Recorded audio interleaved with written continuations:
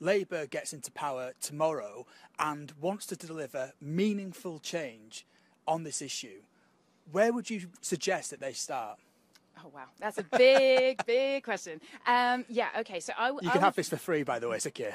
Yeah. All right. Listen up. Here it is. No, I would suggest three points to begin with, right? One is, to be fair, they say that they're going to do this. So you get on top of the fact that there's so many people just waiting for an answer in the system, right, who are banged up in hotels, or they're going to be put on this barge or whatever. You just fast track all the ones who are obviously refugees, right? The ones who come from Sudan, Syria, so on. You have a fair and efficient process that tackles all the more difficult cases, which are people who come from countries where maybe not everybody's at risk, but some people are, and so they need a fair hearing of their claim and to get the protection they need.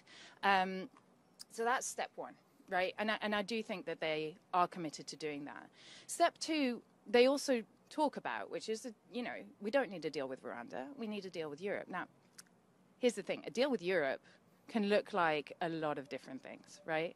And I think what's really, really desperately needed is for the deal with Europe to not be about, oh, well, who touched it last? You know, no, this is your responsibility. France, I don't know how to convince people, is as much of a real country as the UK is. It is not reasonable to say that France has to take responsibility for all refugees, including the ones who wish to come to the UK and have no other means to get to the UK except by travelling through France. That will never be a reasonable position to take, and France will never think that's a reasonable position to take. So we have to approach any deal as grown-ups who are willing to share responsibility, protect human life as the first priority within any of these deals, and instead of pushing people back, actually plan for how we create a welcoming society that, you know, has the infrastructure to receive people, right? That you know, shares responsibility for, you know, if people want to come to the UK because they speak English, that makes sense. Let's enable it. And let's make it work. That's what the deal with Europe has to look like. And to be honest, he won't get a deal with Europe if he tries to go in and say, well, we don't want any of these people. And then the third thing, and sorry, I know it's a long answer, but I think the third thing is you have to look at the non-asylum migration system and recognize that, you know, while actually at the current time, the vast majority of the people making those channel crossings are actually refugees under the convention definition, and therefore should obtain legal protection under our system now. A lot of people are genuinely forced to be on the move worldwide who do not fit under the refugee convention terms, right? These are people who are escaping from extreme poverty, who are escaping from climate breakdown, right?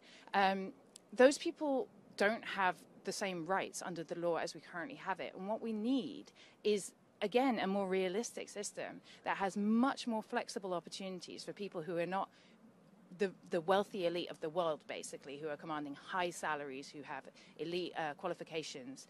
You know, those are the only people who can enter the migration system for work at the current time, really. What we need is a much more open and flexible system for people who are you know, escaping from poverty, looking for opportunity. Those people also need we need to plan for them to be coming into Europe as a whole and to the UK.